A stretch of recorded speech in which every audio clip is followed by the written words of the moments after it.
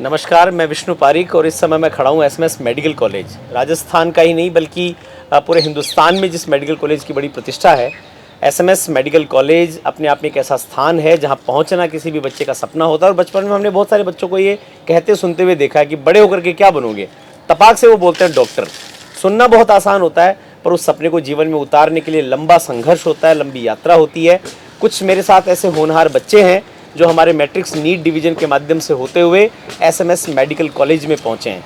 ये बच्चे भविष्य के बड़े डॉक्टर हैं और मज़े की बात ये है कि आज इनको यहाँ पहुँचाने वाले शिक्षक भी मेरे साथ खड़े हैं, जिन्होंने स्वयं उस यात्रा को एक स्टूडेंट के रूप में जीते हुए आज हम लोग एसएमएस मेडिकल कॉलेज में हैं। मेरे भाई और दीपक गर्ग सर हैं। सर बहुत बहुत स्वागत है। नमस्कार सर, धन्यवाद। और ये जो सारे अपने बच्चे हैं वो एसएमएस मेडिकल कॉलेज के भावी डॉक्टर्स हैं। आज इनसे मिलने के लिए आना हुआ और हमारे लिए सुखद बिंदु ये है कि आप इनके साथ में हैं।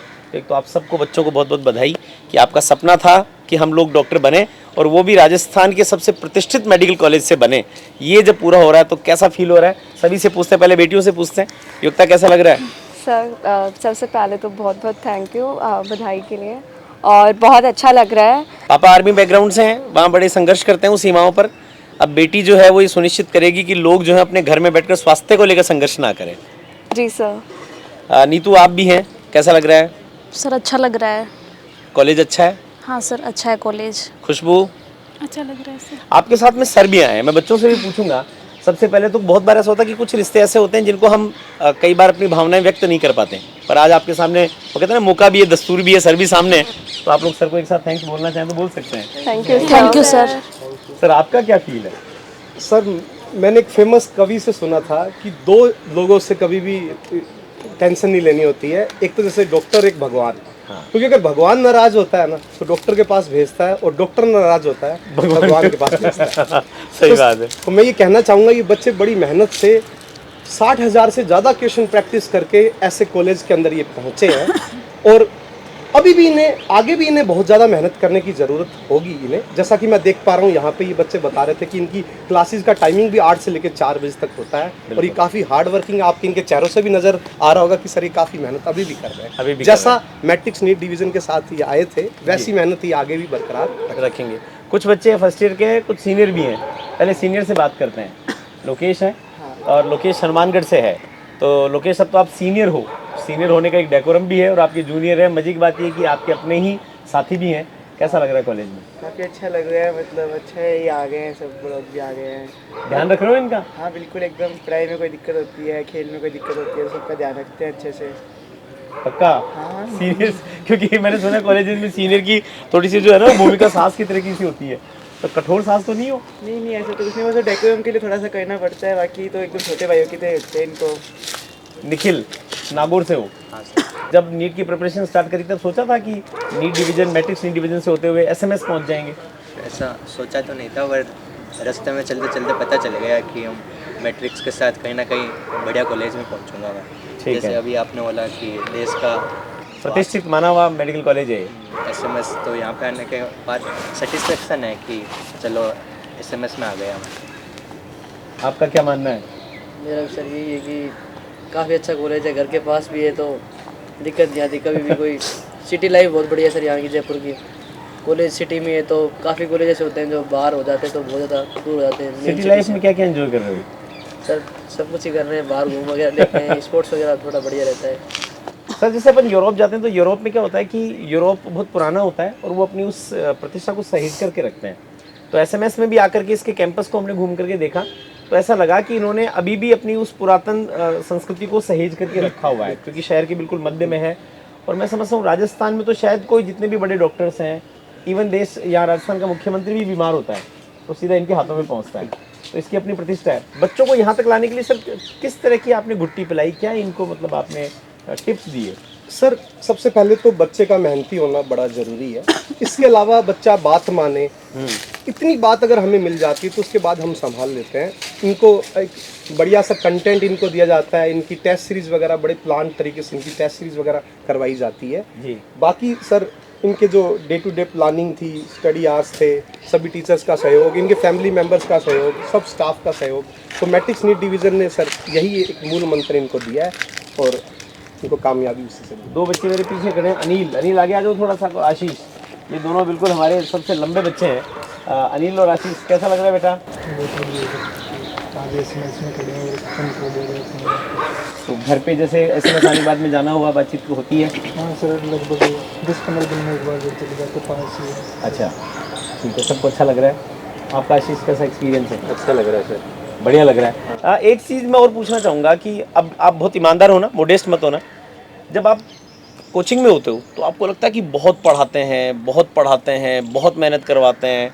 अब कॉलेज आ गए हो, यहाँ और वहाँ में क्या अंतर पा रहे हो? सर कोचिंग की पढ़ाई या फिर मैं स्कूल भी बताऊँ तो वो ऐसी होती है कि आपको पढ़ना ही पड़ता है, फोर्सफुली एक तरीके से पढ़ना ही पड़ता है। लेकिन यहाँ की पढ़ाई खुद की दिलचस्पी वाली है, क्योंकि हमारी दिलचस्पी से हमने ये फील्ड चुना। तो यहाँ के सब्जेक्ट्स भी, मतलब सब्जेक्ट में एक रुचि होती है, तो उसमें कोई ज़ोर ज़बरदस्ती नहीं होती, मन से पढ़ाई होती है। तो वो मज़ेदार लगता है, लैब्स अटेंड करना अच्छा लगता है, डाइसेक्शन करने मिलता है वो अच्छा लगता है। तो सारा खुद के मर्जी से ही होता है, तो सब मज़े ही आते हैं करने में। भाई योग तक तो मज़े आ रहे हैं, बाकी सबको भी आ रहे हैं क्या? स्टडी टफ वहाँ थी कि यहाँ थी? वहाँ पे थी सर, थोड़ा वहाँ ज़्यादा थी। वहाँ पे पढ़ना ही पड़ता था सर, डेली ना पढ़ो तो सर बहुत ऐसा हो जाता था, एक दिन भी नहीं पढ़े तो बहुत छूट गया या बहुत ख़राब लग जाता। वहाँ प्रॉक्सी की व्यवस्था भी नहीं थी। हाँ सर वहाँ पे जाना ही होता था क्लास में। यहाँ तो प्रॉक्सी भी चिपक जाती है। प्रेशराइज फील कर सर आप तो खुद जो है वो IIT में पढ़े हैं, तो IITs के और मेडिकल कॉलेजेस के एनवायरनमेंट में भी कुछ डिफरेंस? सर काफ़ी डिफरेंस है, इनको थोड़ा सा ज़्यादा सीरियस लेना पड़ता है। अच्छा, क्योंकि ये जो आगे आने वाले टाइम पे इनके सामने इंसान लेटा होगा, हाँ, तो वो एक चीज़ ज़्यादा इम्पोर्टेंट रहती है कि इनको सीरियसली लेनी पड़ेगी चीज़ें। ठीक है। लेकिन जैसा कि मैं इनको देख पा रहा हूँ, तो ये अभी थोड़े थोड़े ना इस सेंस में जा रहे हैं कि हाँ सर अभी आगे कितना काम है, अभी तो शुरुआत हुई है आगे की। सही बात है। और सर जैसे इनको जब क्लासेस में पढ़ाते थे तो इनको कुछ हम भी कुछ मोटिवेट करने के कुछ पॉइंट्स ऐसे देते थे कि कॉलेज में आपके साथ ऐसा होगा, तब ये वही बच्चे बता रहे थे कि हाँ सर बिल्कुल वैसा सही लग रहा है।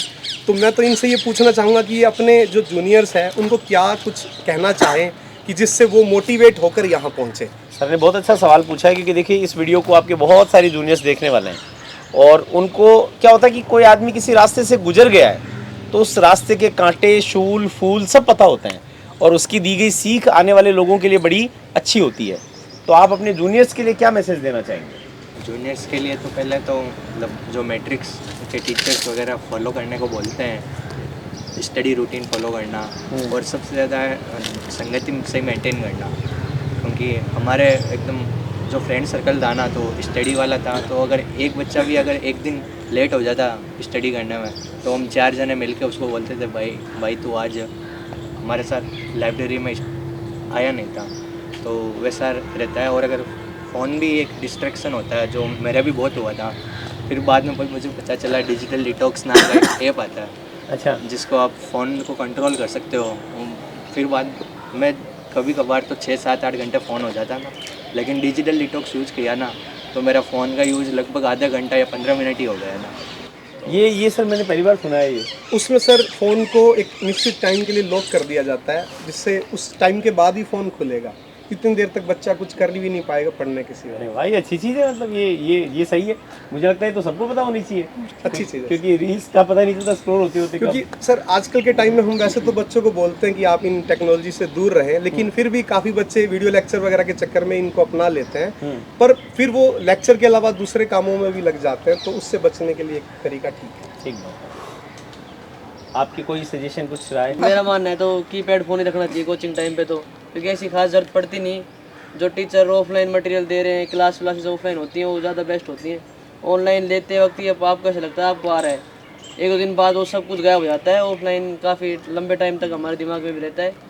और एक वो है कि फ़ोन चलाने के बाद वो टाइम ख़राब नहीं होता, उसके बाद भी अगर हम पढ़ते हैं तो दिमाग में वो चीज़ें रहती हैं, और हमारी एफिशिएंसी को भी ख़राब करता है फ़ोन। तो मैं तो ये सोचता हूँ कि कहूँगा जूनियर्स को भाई फ़ोन रखो ही मत आप, जब तक कॉलेज में ना हो जब तक। बहुत अच्छी राय दी है कि रखो ही मत भाई एक बार। अच्छा, अभी इनके सर कोई बाध्यता ही नहीं है, अभी तो सबके जेब में एकदम बढ़िया मस्त वाले स्मार्टफोन्स हैं, और अब अच्छे से यूज़ भी कर रहे हैं, तो कोई दिक्कत भी नहीं है।